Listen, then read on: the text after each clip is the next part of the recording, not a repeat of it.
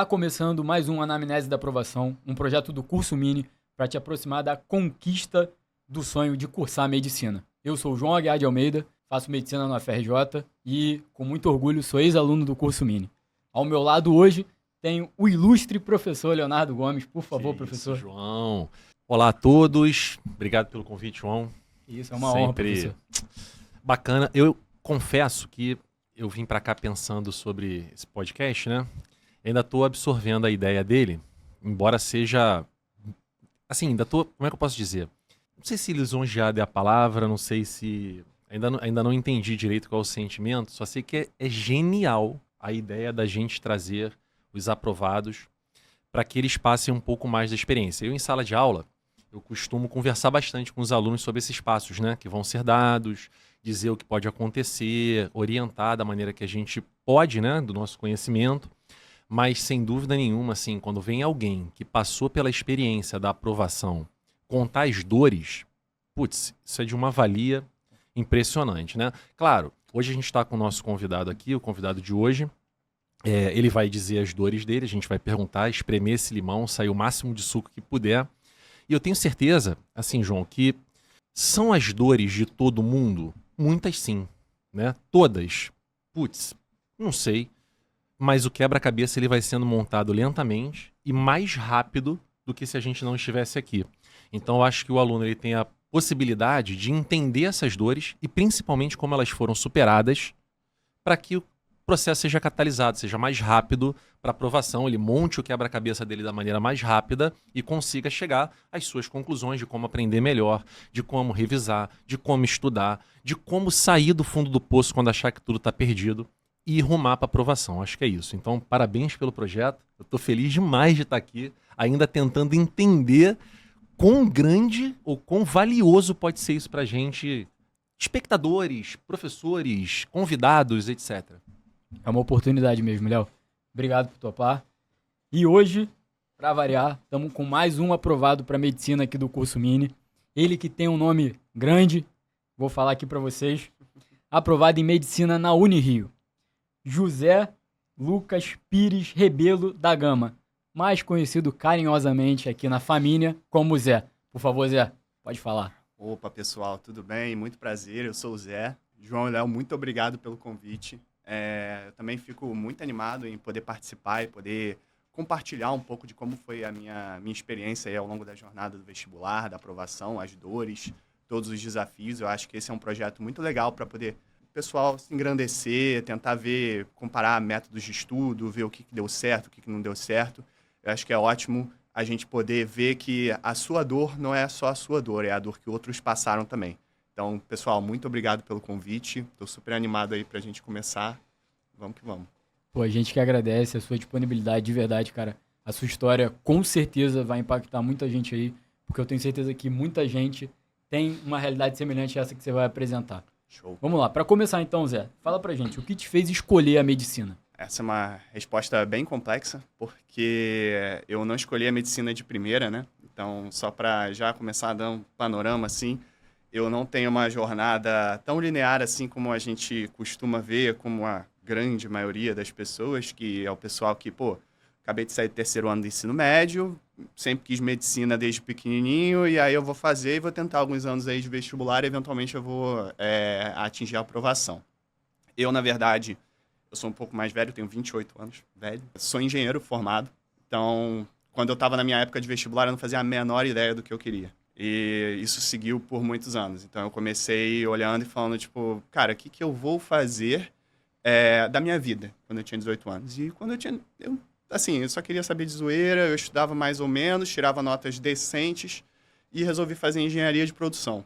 Então, eu concluí o curso de engenharia de produção, comecei a entrar no mercado de trabalho sem saber muito o que eu queria, então eu comecei tentando mercado financeiro, depois eu comecei tentando consultoria, depois eu fui para a área de tecnologia. Então, eu saí indo para vários lugares, não estava muito certo do que eu queria para minha vida, e a decisão de medicina ela sempre existiu, eu sempre tive muito interesse na área, sempre foi uma coisa que sempre me instigou uma curiosidade, eu sempre gostei de biologia, eu sempre, tenho até um amigo meu que ele ficou brincando quando eu escolhi medicina, ele falou finalmente, porque eu sempre gostei de pegar paper para ler, discutir sobre saúde, e eu tenho até um problema de saúde que a gente vai, acho que, entrar mais tarde, que fala um pouco também sobre essa minha decisão, mas depois de mais velho, depois de ver como é trabalhar numa determinada área e uma série de desafios que eu passei na minha vida e nessa área, começou a Covid, e na Covid eu estava já empregado, trabalhando bem, só que eu olhei e falei, tipo, cara, eu gostaria muito de estar fazendo algo a mais também, assim, gostaria de... Eu estava vendo, por exemplo, um amigo meu lá na linha de frente na Covid, atuando, a vida dele super corrida, e eu ali no conforto, fazendo nada. Eu fui uma das pessoas que resolveu fazer, tipo, a quarentena super estrita, então eu fiquei, tipo, 1 ano e meio ali, espartano em casa, sem sair de casa, não saí um único momento de casa, e eu queria poder fazer algo a mais também para ajudar. Então, foram essas várias migalhas de coisas ao longo da minha vida que foram juntando isso, até que chegou um momento que eu olhei e falei, tipo, eu já estou numa certa idade, eu estou relativamente bem na minha carreira, mas se eu não tomar essa decisão agora, eu acho que eu vou acabar nunca tomando. E eu acho que o grande gatilho foi eu olhar e falar, se eu não fizer isso, ou ao menos tentar fazer isso, eu acho que eu vou me arrepender pro resto da minha vida. E eu acho que foi aí que eu cheguei numa crise existencial de começar a falar com milhões de pessoas, a tentar entender o que eu queria. Entrei num período aí super depressivo, uma época, até que eu eventualmente tomei a decisão e falei, tipo, vamos lá, vamos superar essa depressão e vamos tentar arregaçar as mangas e ver o que é fazer o vestibular de medicina.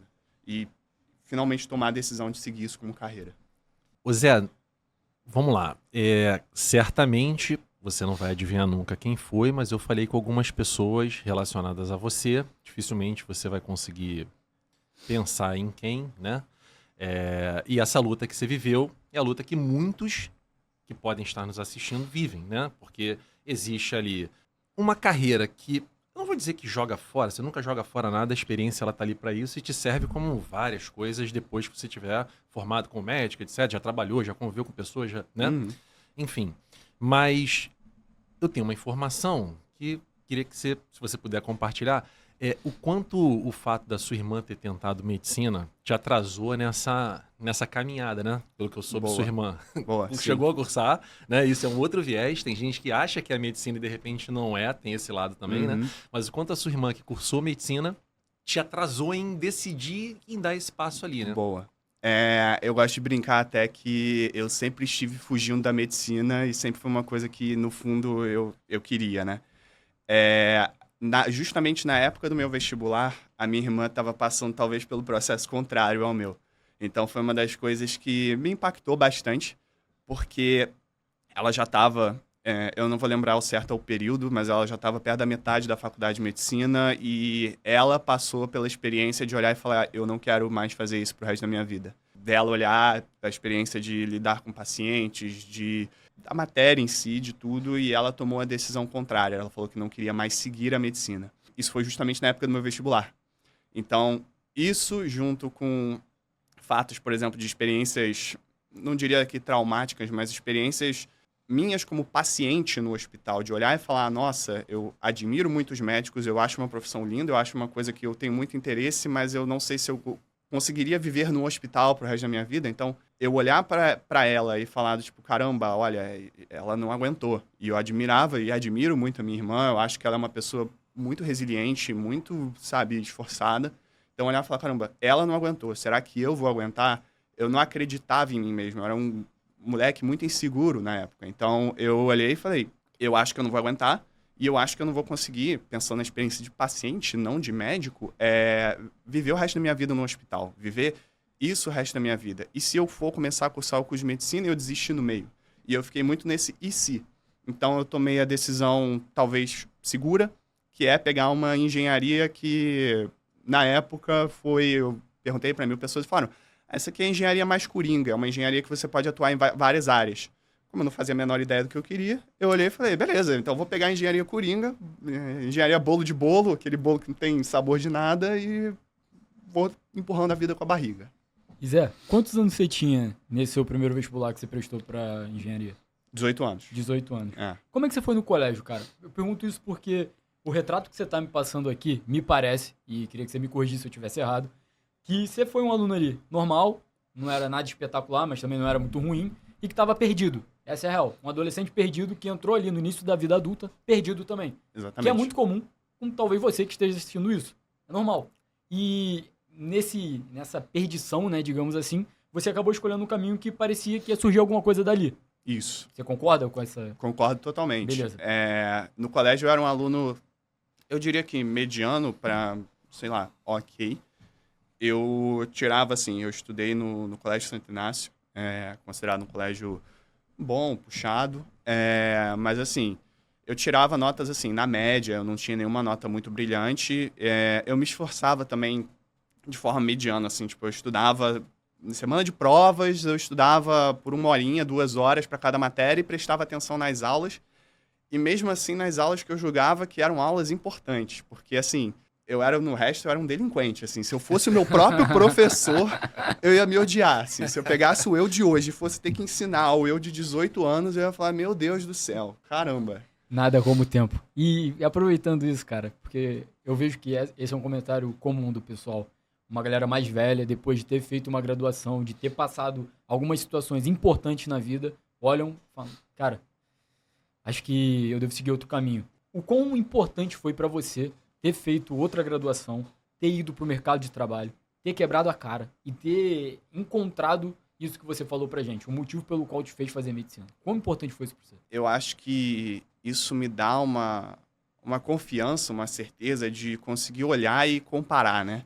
Porque eu acho que acaba que a pessoa que, não desmerecendo, tem muitos méritos, obviamente, você começar mais cedo, mas a pessoa que foi direto para uma carreira, ela às vezes não tem um comparativo e ela às vezes consegue sempre pensar que a grama do vizinho é sempre mais verde. E a carreira que eu segui, ela tem várias vantagens, ela tem várias coisas boas, eu acredito que é uma carreira que também me faz, em certo nível, feliz, tem seus estresses, tem suas desvantagens, mas eu acho que o grande ponto, fora o conhecimento que eu adquiri, a maturidade que eu adquiri ao longo do caminho, eu acho que o principal ponto é que você consegue também comparar. Você consegue olhar e ver de forma mais pragmática os prós e contras. Você consegue não ficar olhando e falando, tipo, nossa, a faculdade que eu vou fazer vai tudo ser ruim, ou a carreira de medicina só tem pontos negativos porque, sei lá, eu tenho que dar um plantão que é super exaustivo. E aí você consegue ter uma comparação justa com outras coisas que você vivenciou. Você não está viciado naquele olhar só de falar, tipo, meu Deus, a carreira que eu estou vivendo é péssima. Não, você já tem essa maturidade de saber, tipo, olha, isso aqui é uma coisa comum de ambiente de trabalho, corporativismo, coisas do gênero.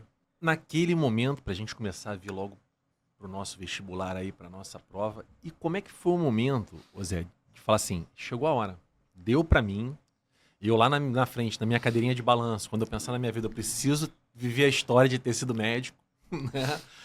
Como é que é, cara, você com uma carreira engatilhada, o apoio de família ou de pessoas e a decisão de eu vou num curso ou até qual curso, né? Até você chegar na gente aí.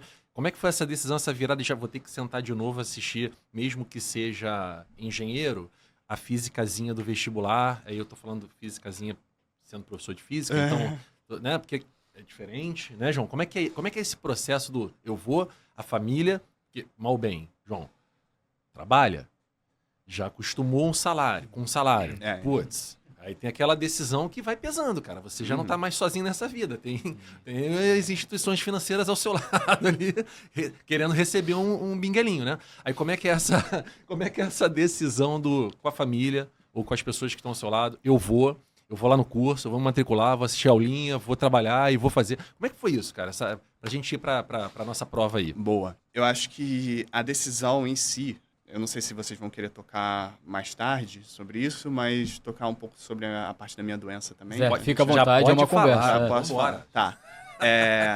Só antes de então, te responder de forma direta, um outro fator que influenciou bastante na minha decisão, que eu estava falando sobre essa questão de minha experiência como paciente, né?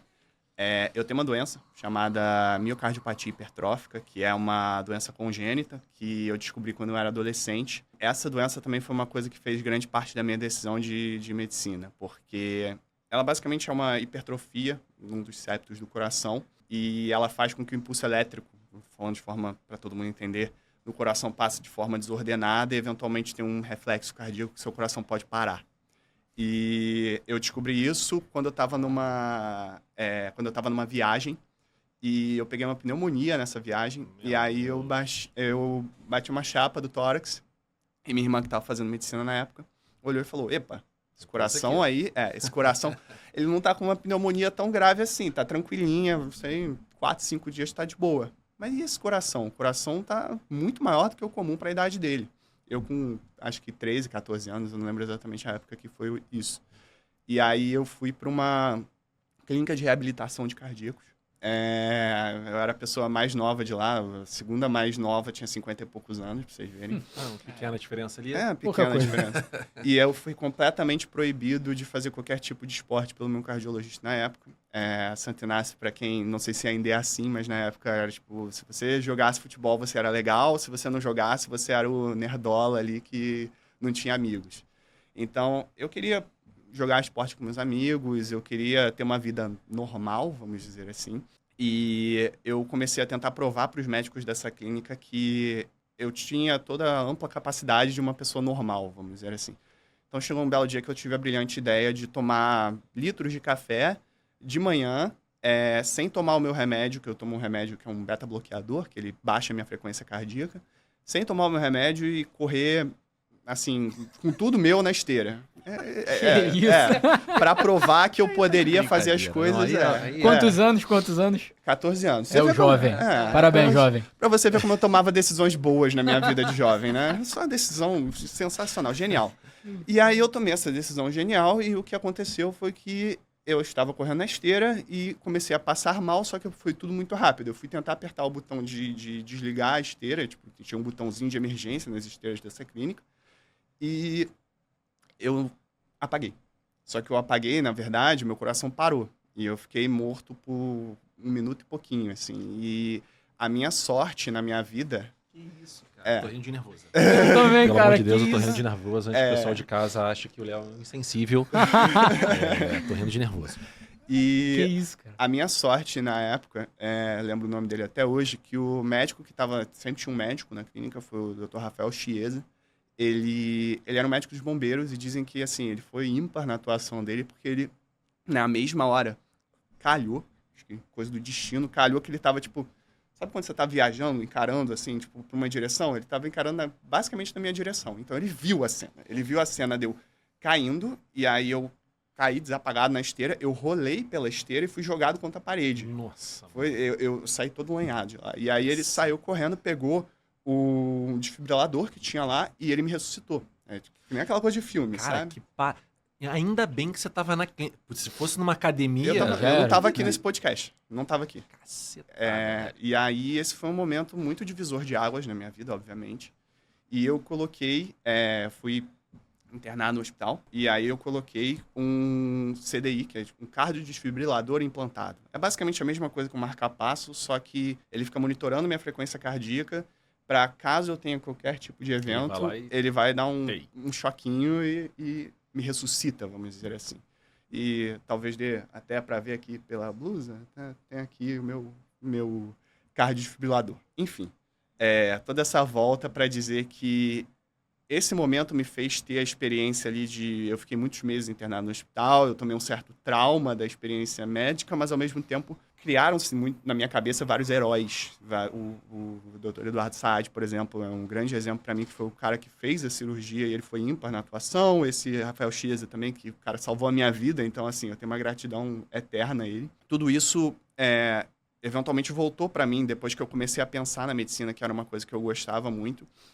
E chegou no momento que eu olhei e falei, tipo, cara, eu quero ser uma pessoa assim, eu quero eventualmente poder contribuir com uma pessoa, ajudar uma pessoa dessa forma. E na minha atual carreira, eu até gosto dela, mas eu não tenho essa contribuição tão direta, assim, essa coisa tão direta. Física. contribuição física, né? Eu acho que, obviamente, qualquer carreira você está contribuindo de alguma forma para a sociedade, a não sei que seja uma picaretagem, alguma coisa assim.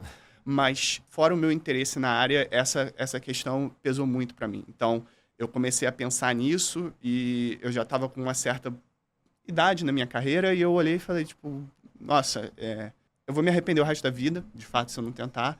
E foi nessa hora que eu fiquei meio deprimido com a perspectiva de largar minha carreira, se fosse o necessário, né?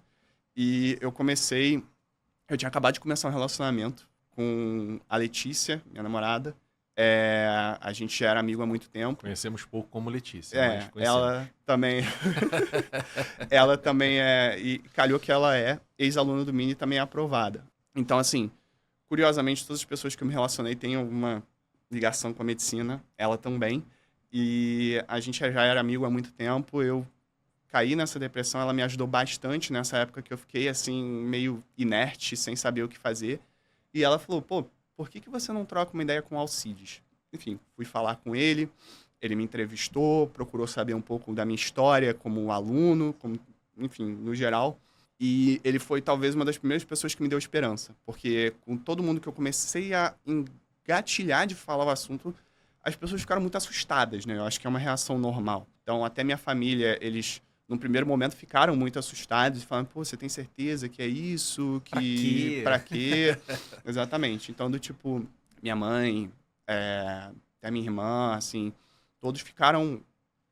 Não me afastaram da ideia, entenderam o que eu estava pensando, as minhas dores, mas eles ficaram assustados. Meus amigos também, todo mundo ficou, caramba, é isso mesmo que você quer? E aí eu pensei, cara, qual vai ser o desafio disso, né? E aí eu comecei a falar com o Alcides me deu essa primeira esperança, que ele olhou, avaliou, conversei com ele como foi o meu histórico escolar, mais ou menos o tipo de aluno que eu era um aluno eu era um aluno decente, mas não era nenhum aluno super brilhante no colégio, tirava no Santo Inácio aí minhas notas 7, por aí. E ele falou, cara, com o seu contexto que você me passou, eu acho que você passa. E aí, no belíssimo estilo de Alcides, ele ainda meteu, eu acho que você passa, mas mais provavelmente na segunda tentativa. Alcides, né, gente? E acertou? Ele acertou. O Alcides ou ele tá certo ou ele não está errado, né? Então tem isso. Então, ele falou isso, me deu uma certa esperança e eu falei, beleza, eu vou me matricular no MIN. E comecei a pegar os primeiros materiais aí para estudar. E foi bem desafiador, assim. Em qual ano foi isso? Nós estamos em 2024, 2023, 2020... Final de 1 para 2. De final de 1 para 2. Eu acho que foi abril de 2021, por aí. Beleza. Há quanto tempo você estava fora do colégio, por exemplo? Quanto tempo você não via a matéria do vestibular? Se eu não me engano, 8 anos ou 9 anos, assim. Tinha muito tempo. Tinha muito tempo. Já pagou. Já pagou. Eu lembrava pouquíssimo. Umas coisas, assim, muito rasas que eu lembrava do colégio. Até mesmo, assim, o pessoal fala, mas você era engenheiro, então você tem facilidade de matemática? Sim e não. Esse julgamento é tenso, né, cara? Tu é engenheiro, pô. E em matéria de ensino médio é outra coisa. Gera uma expectativa que você, às vezes, fica até, assim, caramba, eu tenho que cumprir com essa expectativa. Quando o Alcides falou que são 2 anos, o seu projeto foi para 2 anos ou foi para 1 ano? E qualquer coisa vem no segundo. Então, o meu projeto é até uma coisa assim, eu sou talvez um pouco cabeça dura. O Alcides até teve uns embates comigo falando, tipo, Zé, você está sendo cabeça dura. Porque o que ele queria que eu fizesse naquele primeiro momento era construir uma base. E eu segui, em certo nível, isso. Então, eu comecei com o mini presencial, que eu acho que foi uma coisa muito boa para construir minha base no início. Só que chegou num certo momento, assim, eu tive, no meu primeiro ano, minha primeira tentativa, eu tive 7 meses para estudar. Eu comecei em abril e o Enem foi em novembro. Então, eu tive muito pouco tempo para estudar em termos de vestibular, né? E eu acho que eu não conseguiria conviver com a ideia de que eu estava fazendo aquela primeira prova sem tentar de verdade, vamos dizer assim. Então, chegou próximo e eu descarrilhei um pouco do que o Alcides estava falando comigo.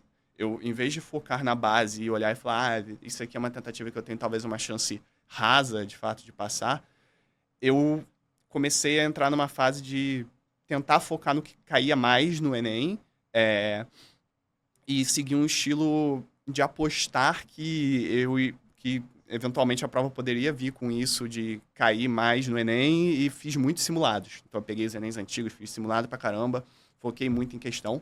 Acho que isso é uma estratégia muito boa, mas quando você está num grau de maturidade que eu não estava naquele momento.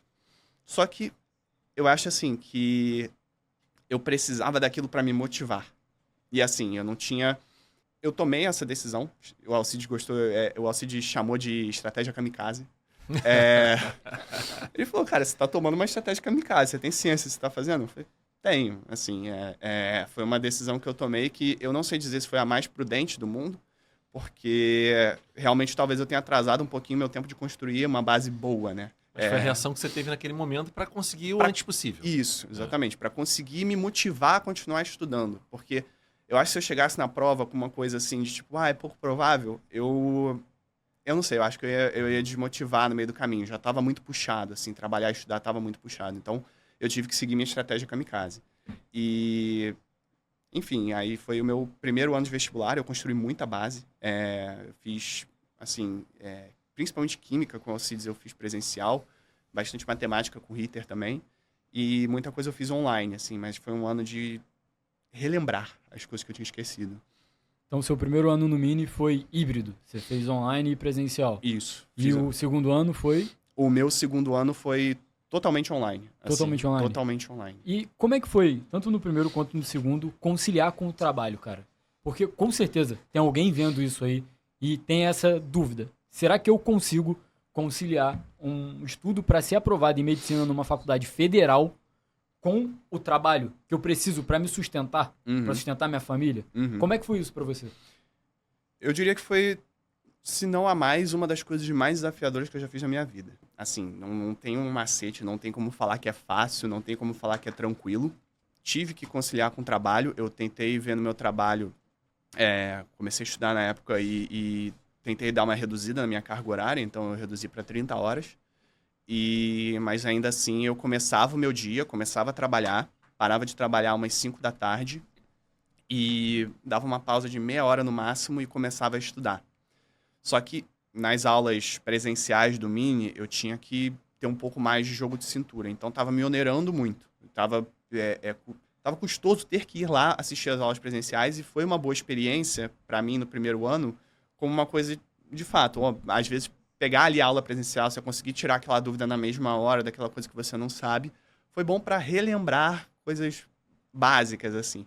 Mas a partir do segundo ano, eu olhei e falei, tipo, nossa, eu já sei o que eu tenho que fazer, eu já me acostumei com esse contexto de vestibular.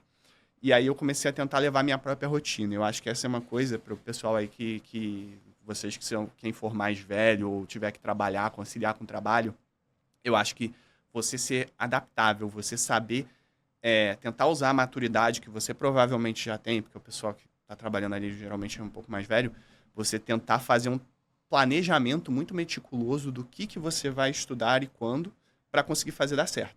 Porque você tem uma agenda muito apertada, imprevistos vão acontecer. Eu tive vários imprevistos ao longo do caminho, eu achava que não ia dar tempo nunca de nada, e foi o planejamento meticuloso que me ajudou. Assim, foi muito cansativo e muito difícil. Assim, meus finais de semana eram a maior parte do tempo estudando. Eu não tinha tempo para fazer simulado.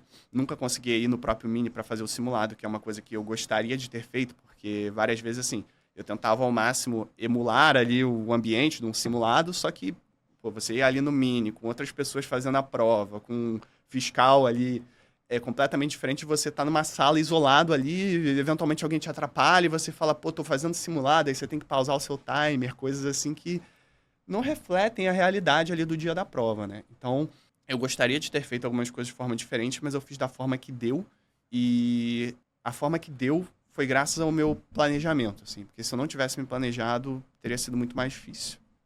Saía do trabalho, chegava a casa. Aqui tem que falar direito, né? Que isso, chegava a casa. Aqui tem que lançar, tá gravado. Então, deixa eu só fazer uma ficar... Trabalhei home office. Então, então você só trocava o Zé. Trocava a tomada do Zé ali. Trocava a tomada do Zé. E você tinha um horário para parar, porque o dia seguinte a luta vem de novo, ou missão dada é missão cumprida, aquele dia eu ia até terminar aquele entendimento. A minha pergunta é muito em cima da galera que começa o estudo, né? E As primeiras semanas são loucas. O cara quer fazer tudo de tudo. Aí o cara faz todas as apostilas. Aí o cara pega na internet mais material. Aí o cara... E a olheira vai vindo pra dentro, né? Aí chega agora, abriu, o cara desmotiva, porque ele não consegue lidar com aquilo. Então, quando você me fala de planejamento, me parece que você tinha, se não exatamente, né, uma excelente ideia do que fazer para aquele dia, na hora que você tirasse o seu fone Do trabalho e e botasse... botasse o lápis e a caneta para funcionar nas apostilas. Era mais ou menos a meta do dia, era mais ou menos a meta da semana. E aí eu já vou emendar uma outra antes que o João brigue comigo aqui, ou a direção aí do podcast que tá aqui já com a vassoura nas minhas costas aqui. Essa é a direção, rapaziada. Porra. A galera... Qual foi o momento, Zé, que você falou assim, putz, eu acho que essa piscina tá dando pé? Porque quando você voltou, a sensação que deu quando você começou a falar afunda demais. Eu, de vez em quando, até consigo vir lá em cima e... Mas quando é que você viu assim, putz, eu acho que tá dando pé, meu irmão. Acho que o que eu tô fazendo... Porque o grande lance do aluno é, será que eu tô fazendo certo? Boa. Será que a estratégia que eu tô usando tá funcionando? Quando é que você sabe que, cara, o caminho é esse? O que eu tô fazendo tá funcionando? Essa estratégia. E aí eu quero saber se é terminar, se é a semana... Como é que era a sua planilha? Porque você, pelo que eu conheço, é o homem da planilha. Como é que era isso em relação ao tá dando certo, tá funcionando? Quando é que você sentiu que esse era o ano que, putz, você tinha grandes chances ali? Como é que era isso, Zé? Só dando um passo atrás, no meu primeiro ano eu já fazia um pouco disso, eu tentava me organizar, minha vida, eu pessoalmente organizo minha vida toda para uma planilha, fora estudo vestibular. Então, no meu primeiro ano, eu tentei ao máximo possível tentar metrificar quanto eu estava estudando e eu comecei com uma estratégia de horas de estudo, assim, de tipo, olha, eu só vou ter, sei lá, umas 6 horas para estudar por dia, assim, e já sendo bem insano, né, que parar, sei lá, se eu fosse começar às 6 da tarde, dando uma pausa entre meu trabalho e minha hora de estudo, a gente está falando de parar meia-noite.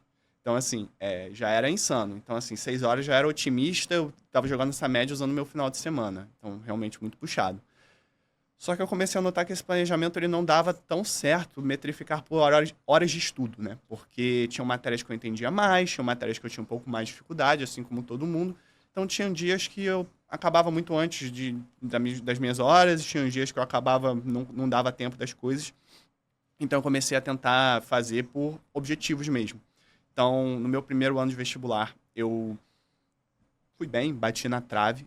Eu consegui, aliás, só fechando a estratégia kamikaze que eu fiz, ela deu meio certo. Assim, foi um meio sucesso, porque eu tirei de média simples 773, se eu não me engano. Então, assim, foi uma trave.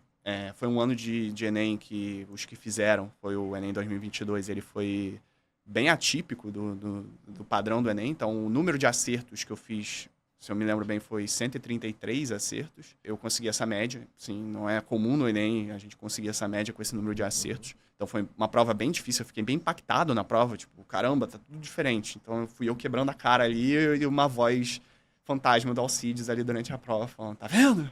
Então, de todo modo, eu, a partir do segundo ano, eu olhei e falei, beleza, eu acho que deu alguma coisa certa, mas eu preciso me planejar de uma forma um pouco diferente.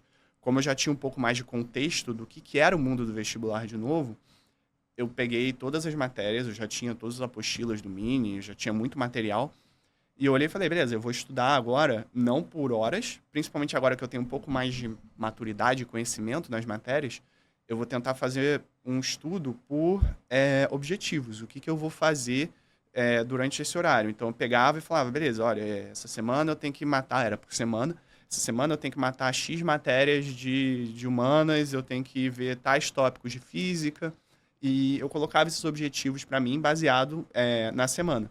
E eu até não segui tanto o cronograma do próprio Mini, eu acho que essa parte de você conseguir ser adaptável à sua realidade para quem tá trabalhando é muito importante. Eu segui mais um planejamento de... Tá trabalhando é muito importante. Eu segui mais um planejamento de, beleza, eu vou fazer a base muito bem, que é uma coisa que o Alcide focou muito comigo, tipo, cara, faz as coisas certo agora dessa vez, né? E eu vou fazer a base muito bem, só que eu queria tentar rever principalmente as coisas que eu estava fraco. Então, como eu anotei tudo no meu primeiro ano, eu sabia o que eram meus pontos fortes, eu sabia o que eram meus pontos fracos, e as coisas que eram meus pontos fortes eu revisei mas eu revisei ok, assim, e as coisas que eram meus pontos fracos eu foquei mais. E eu tentei acabar, lá para junho eu já tinha acabado de ver a matéria, e aí eu comecei a focar em fazer mais questão, mais simulado e enfim, a prática mesmo do que seria o dia da prova. Se você fosse definir o que foi fundamental na sua aprovação, o que você falaria? Planejamento e organização foram coisas fundamentais na minha aprovação. Inclusive, eu anotei, a partir desse segundo ano, eu fiz muitos simulados, muitas questões, usava flashcards, assim, e eu acho que o estudo ativo também é uma coisa extremamente importante, assim. Tem muita evidência de estudos que falam que você ter esse esforço, não ficar só assistindo a aula, você ter uma forma de estudo ativo assim, crucial para o aprendizado. E aí eu tentei focar bastante nisso, mas depois que eu tinha construído a base, que eu tentei pular etapas aí ao longo do meu estudo. O que você não repetiria de jeito nenhum, cara, assim? Em termos de, cara, não faria isso, não recomendaria nunca fazer o que eu fiz. Tem alguma coisa que você olhe pra trás e fala assim, que burrice tentar ter feito isso, sacou? E não ter rendido, ou não, você não se arrepende de nenhuma forma de estudo ou nenhuma tentativa equivocada de estudar? Eu não sei dizer se eu me arrependo, porque assim, é aquilo que eu disse, se eu fosse totalmente pragmático, eu falaria, eu me arrependo de não ter dedicado tempo suficiente para construir uma boa base no meu primeiro ano, na minha primeira tentativa, né, que eu passei na segunda. Só que, de novo, eu acho que dentro da minha realidade, eu precisava me motivar. Então, assim, foi uma estratégia kamikaze? Foi, mas foi a estratégia kamikaze que eu adotei para poder ter o psicológico de, na realidade que eu estava, poder seguir. Então, assim, recomendo alguém fazer igual? Não, a não ser que o seu psicológico eventualmente olhe e fale, cara, eu não vou conseguir chegar no dia da prova se eu não tiver pelo menos a mentalidade de falar, tipo, não, eu tenho uma chance significativa aqui, mesmo que ela não exista, né? Aproveitando que você tocou no assunto dia da prova, como é que foi o dia da sua prova que te fez estar na Medicina Unirio hoje? O dia da minha prova em si, foi o Enem 2023, né? Os 2 dias foram dias bem tranquilos. Por que foram dias tranquilos, né? Como eu estava num planejamento muito meticuloso, eu tinha uma anotação assim de quantas questões eu fiz de cada coisa e eu fazia simulados toda semana. Então, toda semana eu fazia um dia de simulado do Enem. Já há muito tempo. Eu fiz um total, eu peguei não só os Enems antigos, como eu peguei outros, por conta própria, outros conteúdos aí de bancas de simulados, que, enfim. E quando eu olhei, falei, tipo, eu tô perto da prova, eu sei que eu tô com um número bom de acertos, e eu comecei a fazer muito simulado, assim. Então, eu fazia toda semana, e uma coisa que me fez ter essa tranquilidade no dia da prova foi ver a minha evolução ao longo do tempo. Então, eu comecei o ano, assim, acertando, já estava num nível legal de maturidade, mas os meus acertos no simulado eram, sei lá, uns 140 acertos variando do simulado. E eu já estava chegando ali nos simulados no final do ano, nos 160, por aí. E é muito reconfortante você olhar e falar, tipo, cara, olha, eu tô fazendo, sei lá, os últimos 5 simulados que eu fiz do primeiro dia do Enem, eu acertei tanto. Então, eu vou chegar nesse dia do Enem aqui, no dia de verdade, e vai ser mais um simulado. Vai ser... Não tem nada que pode ser tão diferente assim. E isso com a realidade de que eu tinha feito o Enem 2022, que foi muito atípico. Então, na hora que eu cheguei, no dia da prova, obviamente eu estava nervoso, fiquei nervoso, é aquela coisa que, pô, se eu falhar aqui é mais um ano. Mas, quando eu comecei a fazer as primeiras questões, comecei a aplicar minha estratégia de prova, que eu tinha praticado 100 vezes, e eu comecei a ver ali a primeira meia hora da coisa dando certo, que nem deu em todo santo simulado. Eu fiz, ao todo, no segundo ano, eu fiz 33 simulados. Foi muito simulado.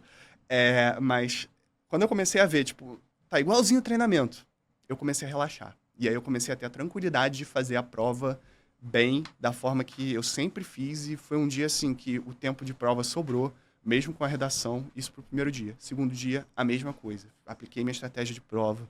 Comecei, por exemplo, segundo dia eu começava por matemática, fazia as médias e fáceis, aí depois dava uma passada na ciência da natureza. Então, eu apliquei certinho a minha estratégia de prova e, surpreendentemente, já entrando em detalhes, assim, a minha nota final, eu fiz... Eu ia te perguntar isso, que eu já sei, você já comentou isso comigo. Isso. E isso é muito interessante, cara. Compartilha com o pessoal isso aí. Que eu tava falando, né? No final, assim, se eu for pegar a média aí dos últimos 15, 16 simulados que eu fiz, assim, a minha média deu em 160 acertos. E esse simulado simulado, olha lá.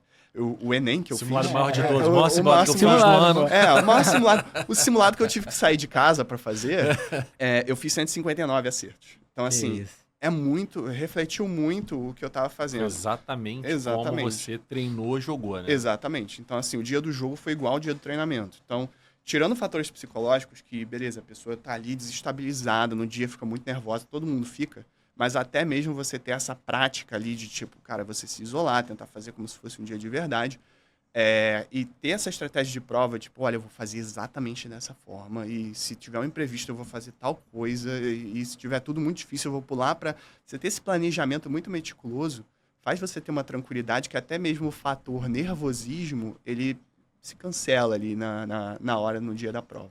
Cara, isso que você falou é muito, muito interessante. Te perguntar, você se acha uma pessoa genial? Não, Não. Seu ensino médio foi sensacional, você estudava pra caraca. não. Porque diante de tudo isso que a gente conversou até agora, meu irmão, do que você me passou, parece que você realmente acertou muito em se preparar, sabe? Você realmente se planejou, você viu o que era bom, o que era ruim e batalhou em cima daquilo. Isso é muito bacana, cara, porque existe uma crença que a pessoa para fazer medicina numa faculdade federal, ela tem que ser genial. E não é assim. Pô, eu sou prova disso, prova viva disso. O Zé é prova viva disso.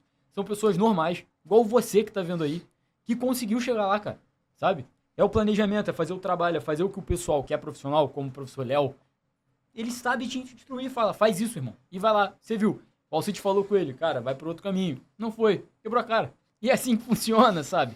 Esses caras estão fazendo isso há mais tempo que eu tenho de vida, cara. Com todo respeito.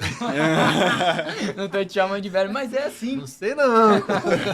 Então alguém que entende do que tá falando, sabe? Então, pô, parabéns pela tua jornada, irmão, de Mas verdade. assim, agora vou olhar o professor, né? A gente olhando dali. Eu acho que a diferença do aprovado é justamente essa. É o cara que soube lidar com esses erros, né? O cara que pegou ali, enquanto fazia 100 acertos e não se desesperou. Tá bom, meu próximo passo não é passar, meu próximo passo é fazer 110. Meu próximo passo é atingir o 130. Meu próximo passo... Porque o cara se ilude, não acerta nenhuma questão. Vou passar esse ano. Calma. O seu primeiro passo é sair da inércia, sair do lugar. Então, escutar a gente lá, pô, os velhinhos falando, né? Os chatinhos do caramba falando, tudo lá. E é isso, cara. É um passo de cada vez. Bate o desespero? Muitas vezes, cara.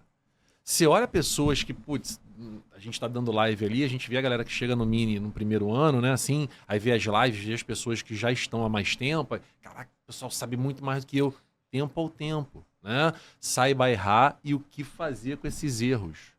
Né? O que eu faço com esses erros que eu tô tendo? Pô, tem que encher o saco dos professores, o Mini dá abertura para isso. Então, assim, Zé, eu vejo em você um cara que foi super organizado e essa expertise aí que está sendo passada, você conseguiu botar em prática não só os seus simulados, e tanto é que sem querer chamou de simulado a hora da prova, né? Porque É esse o grau de... é quase isso. Né? A gente abre a prova com a expectativa, pelo menos eu acho, assim, de que vai cair aquilo que... Mas não, chega uma hora que não faz diferença ou faz diferença. Primeiro ano você imaginou, cara, tem que cair aquilo porque não sei o que, tarará, tarará. Então isso aí já é um indicativo de que, de repente, naquele momento não estava na sua preparação, mas foi surpreendido pela prova. No outro ano você já não relata isso, já foi uma coisa assim, eu abri a prova e estava ali exatamente o que, putz, eu tinha para fazer, porque é isso, o cara que ele não escolhe o conteúdo, você não tem como escolher o conteúdo, você só tá bom em tudo, né? Vai acertar tudo? Não, mas... Putz, vai ter um número de acertos que vai te levar à aprovação. Eu acho que é isso aí, né? E aí, assim, vamos lá. Qual era o maior medo, Zé? Assim, seu maior medo na prova? Porque de cada dia tem um maior medo. Sei lá, você foi pro primeiro dia com aquela cabeça assim, é a redação que pode me deixar fora, por exemplo. E no segundo dia, meu Deus. Vamos lá. Quais são os maiores medos? E quando você entregou o cartão resposta e foi para casa, como lidar com o primeiro dia, próxima semana, segundo dia? Vamos lá. Eu acho que eu tinha maior medo em cada um dos dias, como você falou. Porque, né? Não tem um negócio ali que tu fica, cara, agora Sempre tá chegando, meu Deus do céu. Meu Deus do céu. Eu acho que no primeiro dia, assim, o que me dava mais medo é eu errar alguma besteira na redação. Porque eu tava já muito a redação, pra você era a redação, primeiro dia, o medo era... Mais ou menos, assim, eu tinha medo de linguagens, porque linguagem pra mim é loteria, eu gosto de brincar que 38 acertos em linguagem é gabarito. Tem até aquele meme que eles botaram, acho que foi o Caetano Veloso, não sei qual que foi, que eles pegaram uma questão que era tipo um poema deles e botaram ele pra responder a questão. Nem ele sabia. Djavan. Não foi Foi não, Djavan, Djavan, não. Foi nesse Enem agora. nesse agora. Foi o Caetano, né? Botaram o Caetano. Inclusive, um abraço pro Caetano que tá assistindo a gente aí. certeza. Obrigado, Valeu, Caetano. Foi desse Enem, tá. Ele não sabia responder a própria questão que fizeram pra ele, assim, da própria música dele. Então, assim, eu acho que linguagem tem essa questão de aleatoriedade em algumas questões, que tem um conteúdo, tem uma coisa que você vai estudar, mas eu acho uma prova, infelizmente, um pouco mal feita, vamos dizer assim. Eu acho que o resto do Enem é muito interessante, tem questões interessantes, tem sacadas boas, mas linguagem deixa a desejar. E a redação, eu tava com medo de, eu vou errar alguma coisa aí de gramática, eventualmente eu vou errar alguma coisa, cometer alguma besteira, e a redação é uma coisa que, apesar de que eu estava fazendo redações, entregando redações para correção e tirando 920, 960, 920, 960 o tempo todo, 900 mais, assim, não tinha como eu tirar menos 900. Sempre cabe aquela insegurança de, se eu escrever alguma coisa errada aqui, acabou meu ano, sabe? Eu acho que todo mundo tem isso. E aí, até, só para adicionar, se eu estiver sendo muito longo, vocês me cortem, mas eu abri a prova e eu acho que todo mundo nesse ano teve essa surpresa que o tema da redação foi um negócio, assim, absurdo. Foi como é que é? A importância do trabalho de cuidado da mulher, da valorização do trabalho de cuidado da mulher no Brasil. Tipo, é maior do que meu sobrenome o negócio. E olha que meu sobrenome é grande. Então, assim, na hora dá um choque, porque a primeira coisa que, na minha estratégia, fazendo a prova, era ler o tema da redação, e aí eu ia começando a fazer linguagens e já pensando no fundo do meu cérebro ali o que eu ia fazer, usar de repertório, de argumentação e tal. Então, quando eu li aquilo, eu tomei um choque. Falei, tipo, meu Deus do céu, tipo, o que vai acontecer com esse tema aqui? Que absurdo, que susto, não sei o quê. Mas eu eventualmente olhei e falei, cara, é só uma palavra de tema. Eu vou seguir a minha estratégia, eu peguei e coloquei ela exatamente nos lugares que você tem que colocar na redação para falar que você não está tendo uma fuga ao tema e seguiu bem.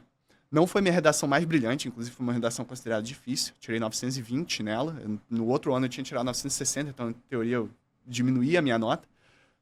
Só que eu ainda tirei 900 mais, eu ainda fui aprovado, ainda deu tudo certo, assim. Então, mesmo que você tenha surpresas na prova, cara, se adapte a essa surpresa. E a outra parte, que era meu bicho-papão, que eu trabalhei muito no segundo dia, não eram nem conteúdos específicos aí, sei lá, de ciências da natureza, alguma coisa do gênero. Foi o que eu falhei na minha primeira tentativa, que foi o meu tempo em matemática. Apesar de que eu sou engenheiro, a matéria de ensino médio de matemática, ela é diferente da matéria da faculdade de engenharia. Você, obviamente, ganha alguns pontos a mais aí, você ganha um desembaraço muito grande, mas eu estava demorando muito para fazer as questões. Então, no meu segundo ano, eu olhei e falei, cara, o que deu errado no meu primeiro ano foi que eu demorei demais em matemática, eu cheguei na prova de ciência da natureza, eu fiz tudo nas coxas, na pressa. Então, assim, eu fui muito pior do que eu poderia ter ido na prova. Então, eu olhei e falei, cara, eu tenho que manter um timing bom em matemática ali para fazer as coisas. Então, esse era meu bicho-papão.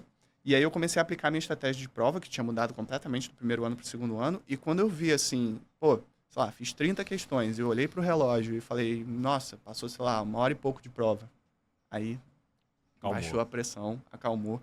E fiz ciência da natureza ali, um monge, fazendo ciência da natureza, tranquilo, pensando, com calma.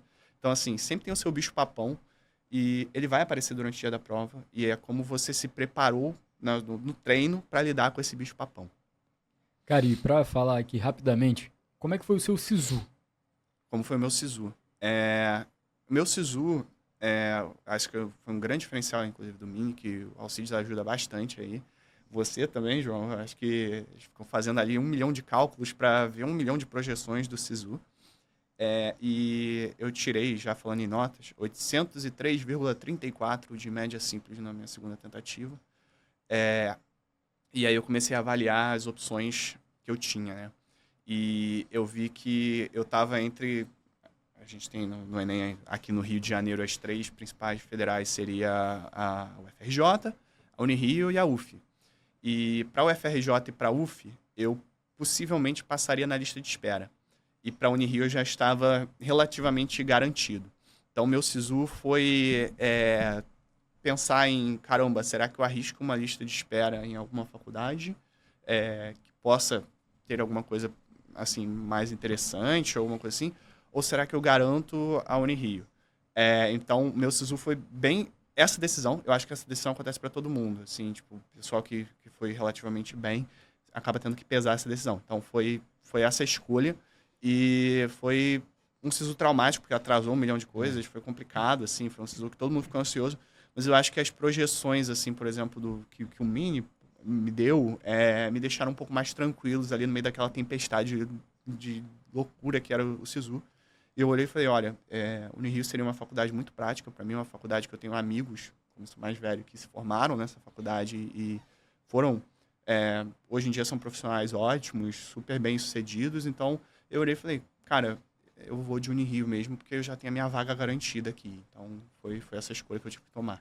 E essa percepção de que o vestibular ele não acaba ali no dia do Enem. O SISU é um momento também para quem está preparando para passar para medicina, sabe? Sim. Isso é um negócio que a gente só entende quando a gente está com chance de ganhar a vaga, de conquistar a vaga. Sim. Porque ainda que se você tá longe, cara, você não entende a pessoa que tá ali passando, ainda que ela esteja com nota, como foi seu caso, você não teve medo do dia pra noite mudar a nota e, pô, você não tá mais dentro, e aí? O que faz? Entendeu? Isso é complicado, mano. O SISU é uma outra oportunidade de te avaliar também no vestibular.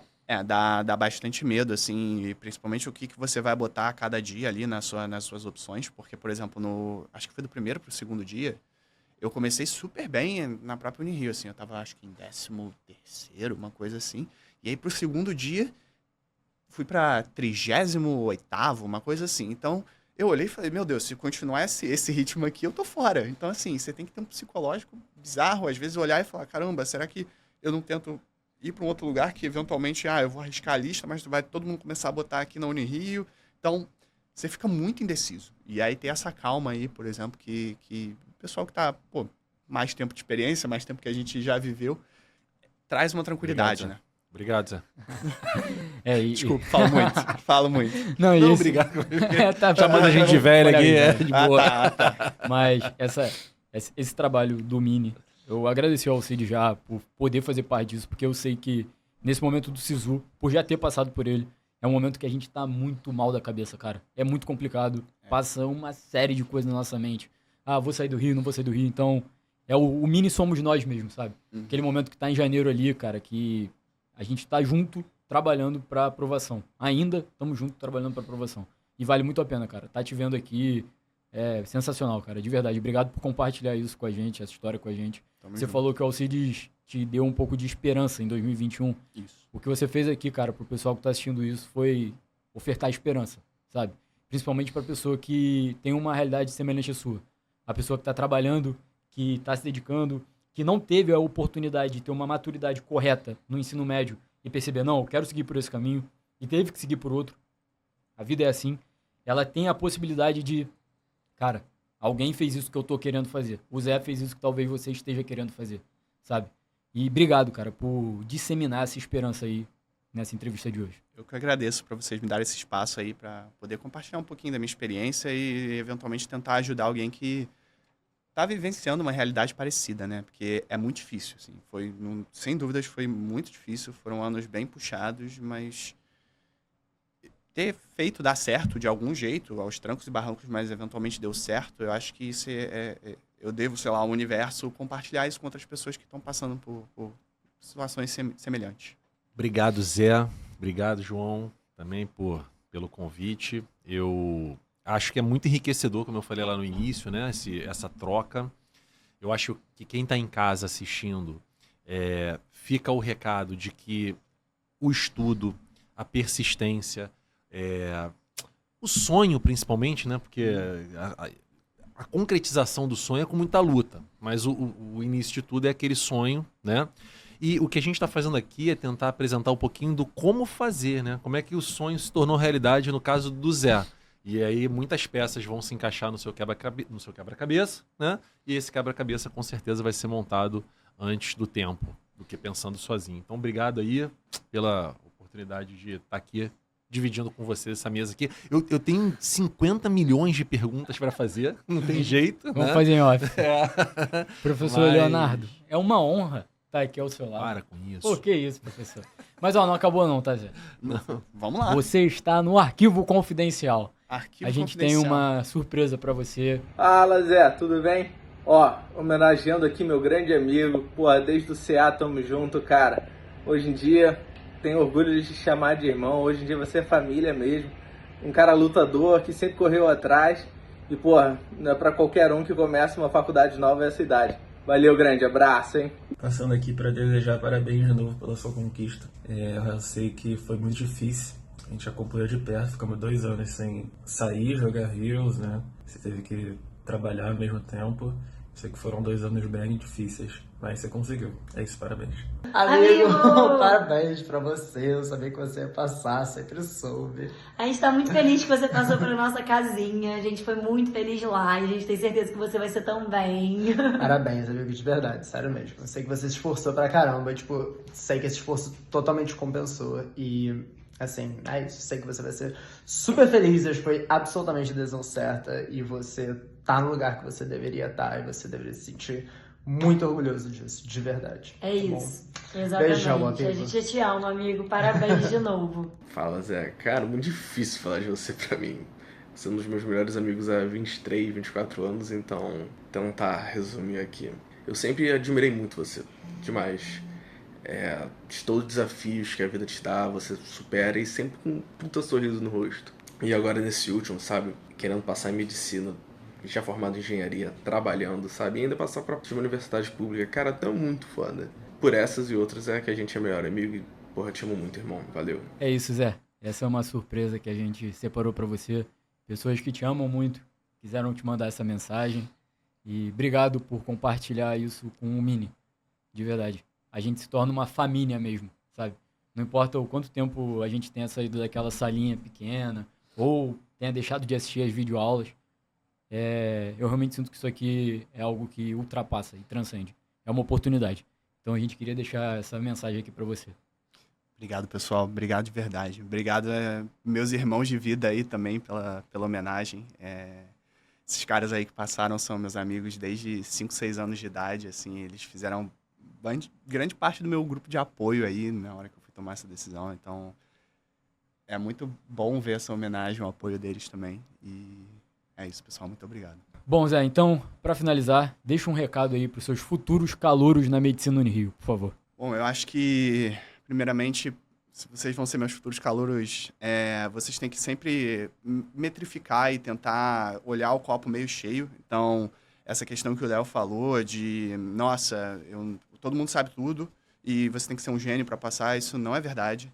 Você tem que ter a paciência, a persistência, a dedicação e você ver a sua evolução aos poucos. Então, essa questão, por exemplo, de você estar um pouquinho melhor a cada dia. Então, é isso. E quando você vier se tornar um calouro meu na Unirio, parabéns e vamos pra frente nessa conquista.